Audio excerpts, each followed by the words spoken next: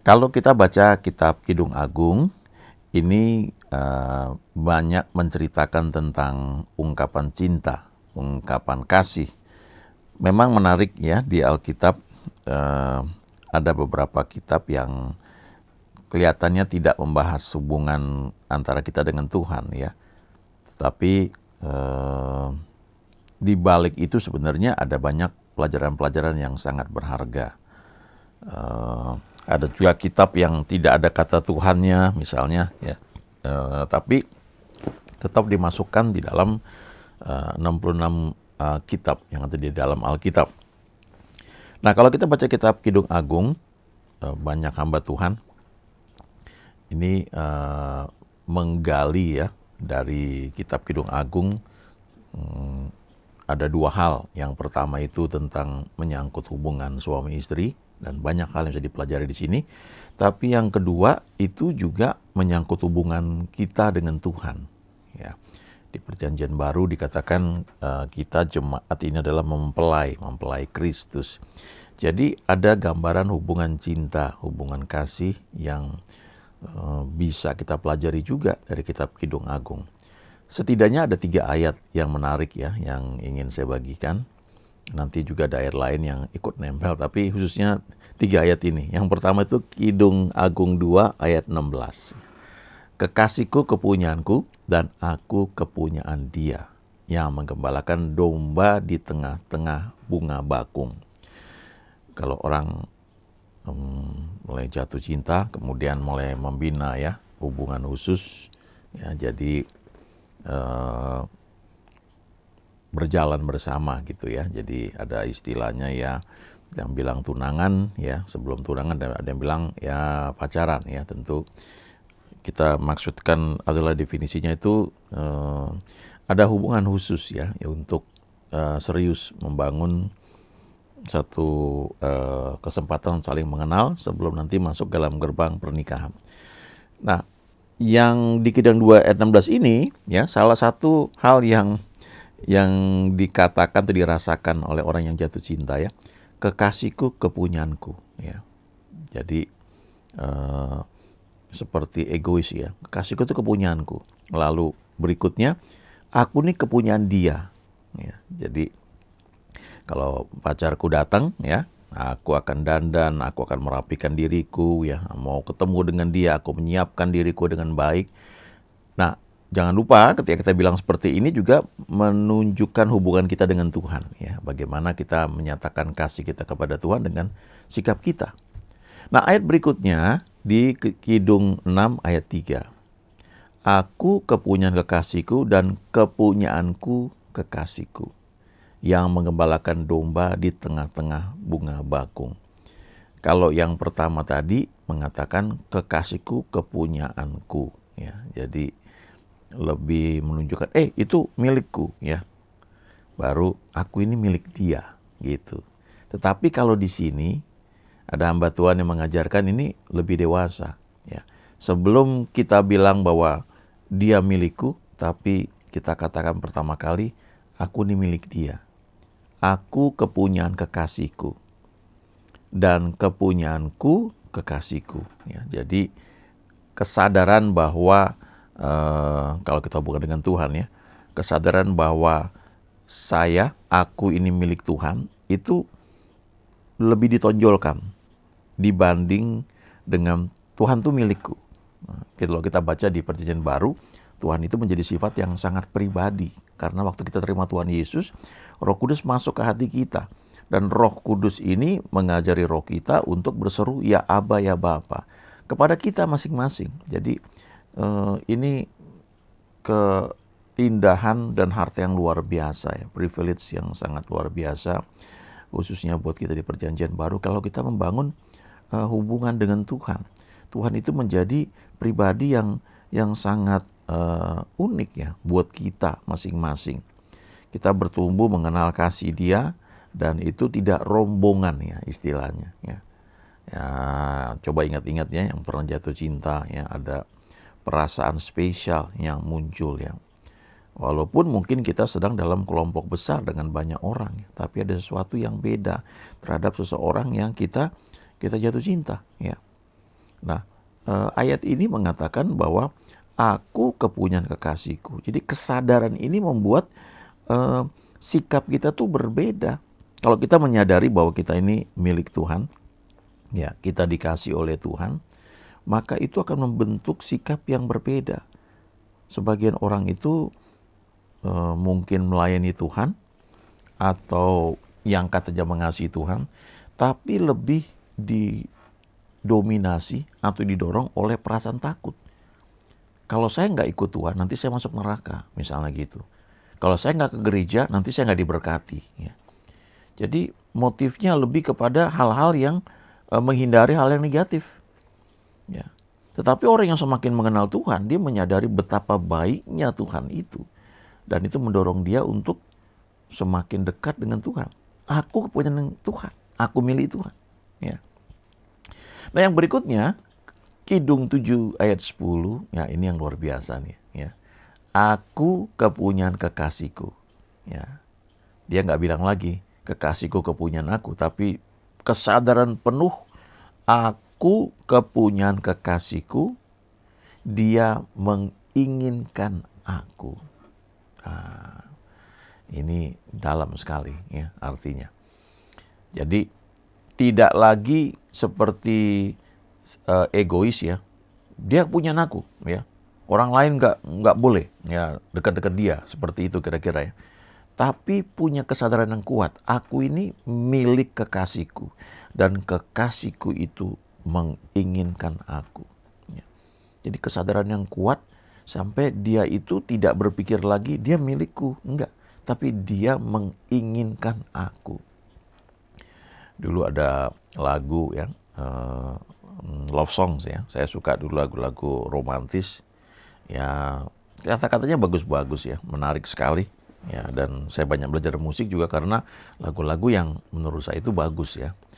Ada 3 ekspresi ya ketika seseorang itu jatuh cinta ya atau punya hubungan khusus ya dengan orang yang kemudian akhirnya sama-sama sepakat masuk gerbang pernikahan ya. Yang pertama itu I love you ya. I love you, aku mencintaimu, aku mengasihi kamu ya. Yang kedua itu I need you ya. Aku membutuhkan kamu. I cannot live without you. Ya, kalau love you itu ya cuma ya memang mencintai, mengasihi ya. Tapi kalau I need you itu artinya aku nggak bisa hidup tanpa kamu ya. Aku membutuhkan kamu. Tapi yang ketiga, I want you ya. Aku menginginkan kamu. Ya. Ini dalam sekali ya. Ini membuat seseorang itu ada istilahnya begini ya. Lautan akan kuseberangi, gunung akan kudaki gitu ya. Karena because I want you ya, karena aku menginginkan kamu ya. Jadi ada juga yang membuat jadi joke ya. Bagaimana seorang pria yang ingin ke rumah pacarnya ya, dia jatuh cinta, dia bilang gunung tinggi akan kudaki, lautan akan kuseberangi. Aku pasti datang ke rumahmu, kecuali kalau ada hujan. Jadi kadang-kadang udah gombal kemana-mana, hal sepele terus itu menghalangi ya. Nah, kita lihat lagi ya ayat berikutnya ini ya.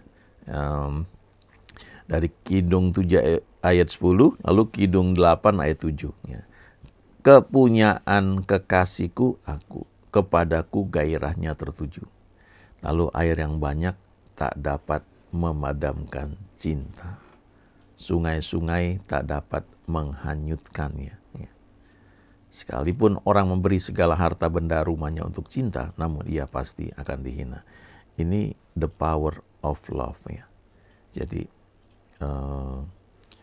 dikatakan di Kidung 7 ayat 10 ini ya, ketika kita punya kesadaran kuat, kepunyaan kekasihku aku ini ya.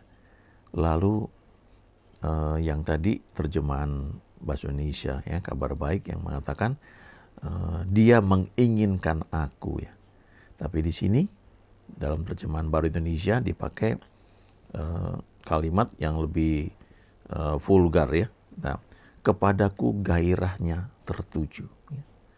Nah, ini Kidung 7 ayat 10 ini saya bicara ini untuk dua hal ya.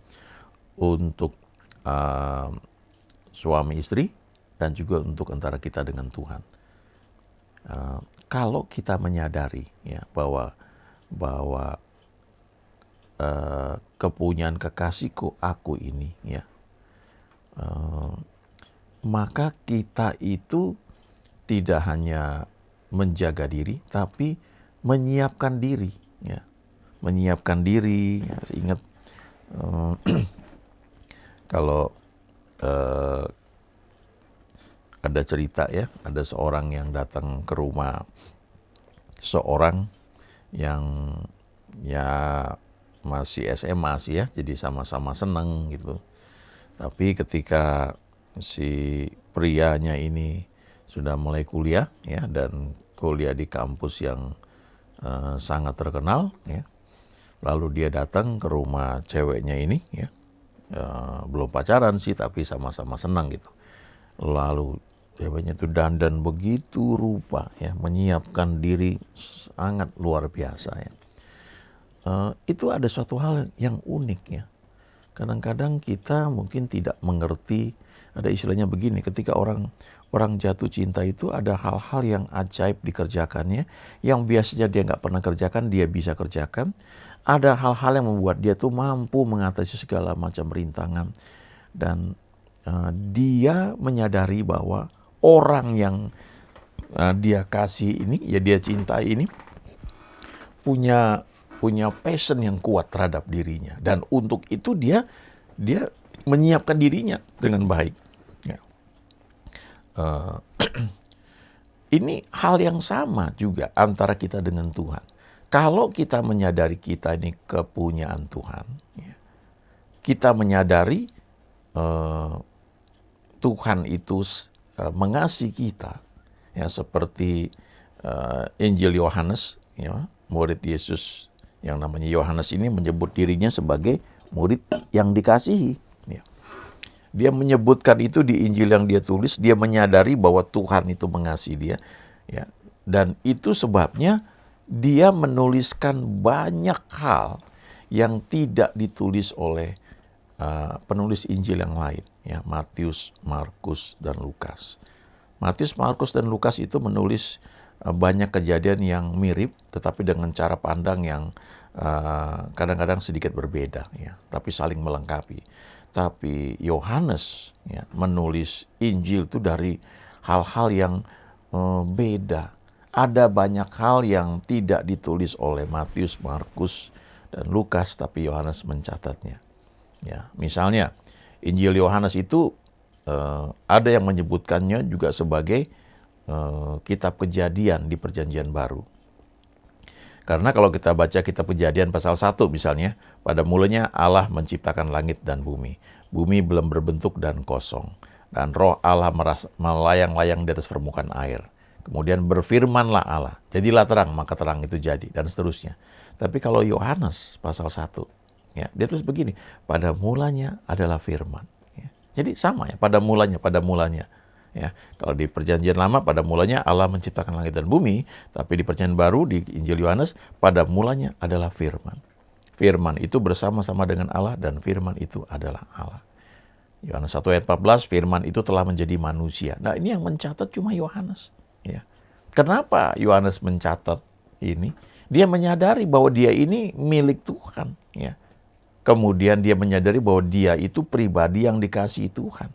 Dan karena itu, ya, Tuhan itu menyatakan banyak hal kepada dia. Ya, jadi kalau dibuat di ayat bagian terakhir ini dari Kidung 7 ayat 10, kepadaku gairahnya tertuju. Jadi Yohanes mau bilang, ya, dia menyadari bahwa Tuhan tuh mengasihi dia, sehingga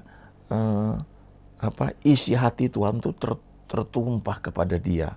Kita kalau baca surat Yohanes tuh, bukan surat Yohanes, Injil Yohanes ya, itu seperti kisah cinta, ya, banyak hal yang luar biasa di situ. Ya. Misalnya waktu Yesus berjumpa dengan murid-muridnya yang pertama, ya, itu dicatat dengan luar biasa, ya. bagaimana perjumpaan dengan Yesus ya, sampai jumlah sampai waktunya juga dicatat ya. Nah, itu Injil Yohanes. Nah, saya mau kembali sebentar ke Kidung 2 ayat 16 ini ya. Jadi kalau kita memulai ya hubungan kita dengan Tuhan, membangun hubungan dengan Tuhan, kita berkata, kekasihku kepunyaanku dan aku kepunyaan dia ya. Kita punya hubungan pribadi dengan Tuhan. Jadi Tuhan itu sangat pribadi. Kita merasakan bahwa dia itu seperti banyak hal dia lakukan khusus untuk kita ya. Ada hamba Tuhan yang ketika dia kuliah di luar negeri, dia butuh trayek bus yang lewat tempat dia tinggal untuk ke kampus, dan itu dijawab ya dengan yang luar biasa. Dia menyadari Tuhan itu milik dia gitu ya. Tetapi setelah semakin dewasa ya, maka kesadaran itu mulai berubah. Yang didahulukan adalah aku kepunyaan kekasihku, aku milik Tuhan. Baru kepunyaanku kekasihku. Jadi selanjutnya itu lebih kepada menyediakan diri. Aku ini miliknya Tuhan itu. Ya. Jadi aku menyiapkan diri ya, karena aku ini miliknya Tuhan. Kita melayani bukan didorong oleh rasa takut. Bukan lagi karena nanti kalau nggak melayani Tuhan masuk neraka. Ya. Kita nggak buat dosa tuh karena kita takut masuk neraka. Bukan itu ya. Tapi didorong oleh kasih. Kita memberi ya, entah persepuluhan atau apapun ya judulnya.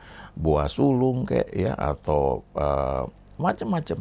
Itu didorong oleh karena kita menyadari bahwa kita ini milik Tuhan. Kita mengasihi dia. Dan itu beda sekali ya. Lalu yang ketiga ini, Kidung 7 ayat 10 ya. Aku kepunyaan kasihku, dia menginginkan aku. Coba renungkan ya. Seberapa jauh kita itu menyadari bahwa Tuhan itu menginginkan kita. Dia mau cerita banyak hal kepada kita. Ya. Kadang-kadang ya, sering terjadi ya di banyak pasangan, waktu pacaran tuh, waduh, menggebu-gebu ya, semuanya disediakan dengan baik-baik, yang pria maupun wanita. Tapi setelah masuk dalam pernikahan, kan udah nikah, udah ya. Udah nggak perlu dandan lagi misalnya ya. Kamu udah jadi istri saya ya. Saya udah jadi istri kamu, udah jadi suami kamu ya. Udah hidup udah sebaunya, nggak pernah mandi misalnya, jarang sikat gigi atau banyak hal yang dulu waktu pacaran dikerjakan ya. Jadi tidak menyiapkan diri untuk senantiasa menikmati hubungan yang semakin dalam. Ya. Di terjemahan bahasa Indonesia baru, ya, kepunyaan kekasihku aku, kepadaku gairahnya tertuju. Nah, jadi kalau kita bicara tentang suami istri, ya, apakah kita menyadari, ya, dan kita tahu nggak, ya, bahwa kepadaku ya gairah suamiku tuh tertuju ya. Ya. Banyak hal bisa dipelajari di sini ya, entah itu menyangkut hubungan suami istri, tapi juga dalam konteks sekarang ini saya bicara juga tentang kita dengan Tuhan ya. Apakah kita menyadari hal itu ya. Jadi kalau kita misalnya mau doa datang bukan saja karena kita punya kebutuhan ya. Kita doa sungguh-sungguh karena kita ingin anak kita keterima di kampus yang dia sedang harapkan ya.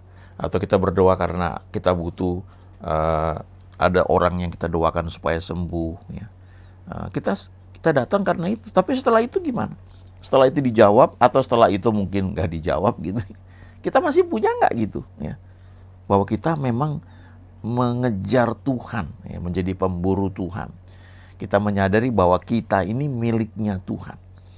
Dan kepada kita ini gairahnya tertuju. Ya, dia menginginkan kita. Dia mau cerita banyak. Nah, di dalam hubungan pria wanita, ya, waktu pacaran, kemudian waktu menikah, maka komunikasi yang baik itu karena menyadari adanya cinta, ya, adanya kasih, itu akan mendorong kita bisa cerita banyak hal. Ya. Dengan Tuhan juga begitu. Apakah kita menyediakan diri sehingga dia akan banyak bicara kepada kita. Karena gairahnya tertuju kepada kita. Ayo bangun hubungan dengan Tuhan dan nikmati kasih-Nya. Amin. Haleluya.